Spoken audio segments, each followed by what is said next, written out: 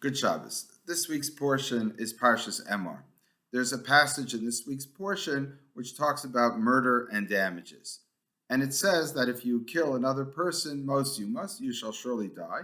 Then it says what happens if you kill someone's animal. It says nefesh tachas nefesh, you pay a life for a life, which simply means that you pay the value of the animal, although it might be interpreted differently. But what I want to focus on is it goes on to say that if you hurt somebody and take out his eye, we say ayin tachas ayin, shein tachas shein, an eye for an eye, a tooth for a tooth. A very famous passage. And the Talmud and the rabbis all go to great length to understand this portion, this passage, as not saying that you actually take out someone's eye in revenge for the fact that you took out somebody else's eye, but rather that you have to pay for damages. Now, interestingly, this passage is also found in a similar way in both the book of Shemos, in Exodus, and in Devarim, in Deuteronomy. So we have it in 3 different books of the Torah. In the other 2 places, it actually has the phrase, nefesh tachas nefesh, life for life by murder, right before, immediately preceding an eye for an eye. So in this passage, it's easy to distinguish the 2 and say that when it says you die, it means literally there's the death penalty for murder. And then a couple of verses later, it says an eye for an eye, and there you could understand it however way you know that you're supposed to understand it that way, that it just means damages. But in the other 2 passages, it puts them all together, life for a life and an eye for an eye. So now when you say it doesn't mean it literally an eye for an eye, why do you assume that it says a soul for a soul, life for life, that you actually get the death penalty?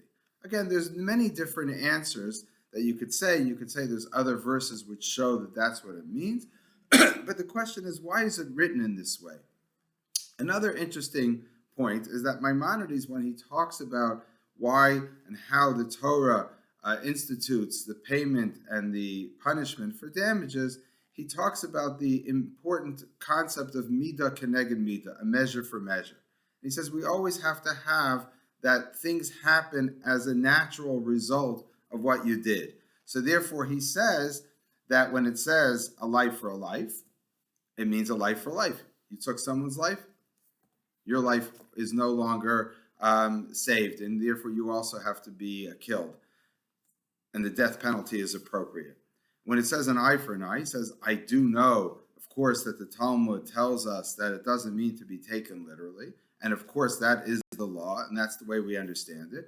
But there is a meaning, a value in that which the Torah says, an eye for an eye.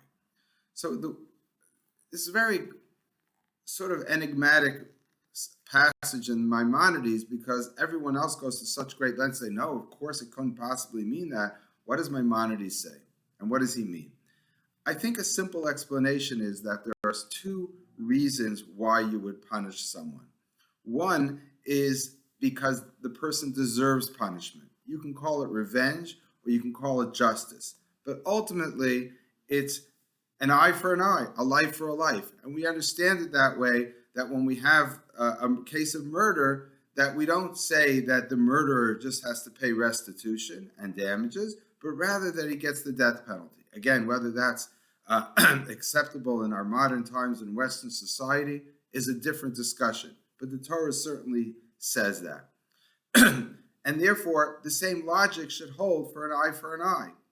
But there's 2 reasons, as I said, why you would punish. One is the punishment, and one is to make sure we take care of the victim. So when you have a victim who's still alive and you took out his eye or you broke his tooth, the victim might want you to be punished and have your eye taken out in revenge or as justice. But then there's a rule of double jeopardy, which again is a rule in the Torah understood by the Talmud, and in Western society we understand that you can't get punished twice for the same sin. You hurt him, you took out his eye, it's either one or the other. Either you pay for the eye or you have your eye taken out. So what the Torah, I think, is saying, what the Talmud and the sages are understanding, is that when we have these 2 needs, one to be measure for measure, which is an important aspect of that which the Torah wants to teach us. It wants to teach us that you're responsible for your deeds, and what comes around goes around. And I think that's what Maimonides is saying. But overriding that, the Torah says, you know what's more important than justice? What's more important than revenge? It's more important to take care of the victim. The Torah cares about the fact that someone was victimized. We don't just want to do justice and leave the victim suffering and his family doesn't have the income, for example, if he loses an arm or a leg or even an eye. So we say, therefore, we care about the victim. We care about the damages. We need the restitution. And that's the overriding factor. And therefore, we say, forget the damage, forget the justice, forget the eye for the eye. Really, it would have been appropriate, but that's not what we do. But when it comes for a life, the victim is dead. So you can't pay him back. Now, you could argue it's important to pay the family, and that's important. You could say that if you kill a man or a woman who's the breadwinner in the family, or they have young children, they need the money, which is going to help them survive. But ultimately, the factor of the need for justice may be overriding even the need for restitution and damages in that case.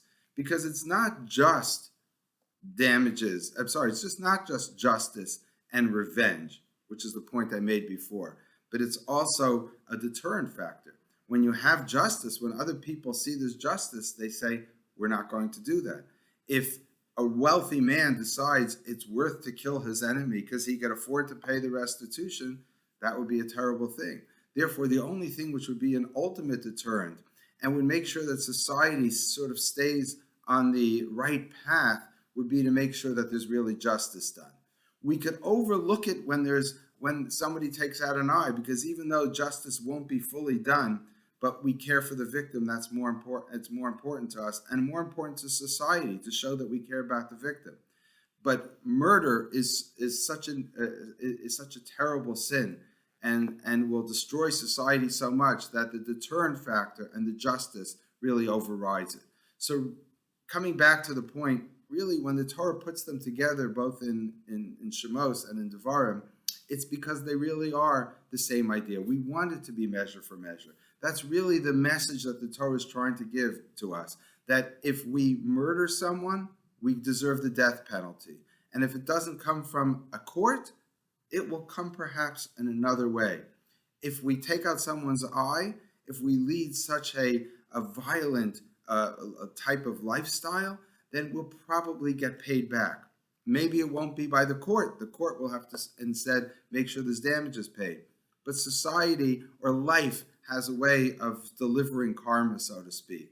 That if I lead a violent life, I'll probably end with a violent death. Or if I hurt somebody else will probably hurt me. If you lead that type of criminal life, that's probably what will happen to you. So it's an important idea that we just understand the different values that we have here.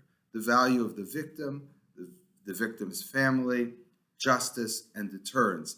And what I think is going on in understanding Maimonides and in general how I would understand the Torah is that we always have to weigh and balance out what's really more important at this moment. What's more important to society? And I think that's one way of understanding an eye for an eye. It's not just that the Torah said an eye for an eye, and it said it in a nice way, in a euphemistic way, to say to pay for damages. The Torah should have just said pay. It says in other places pay.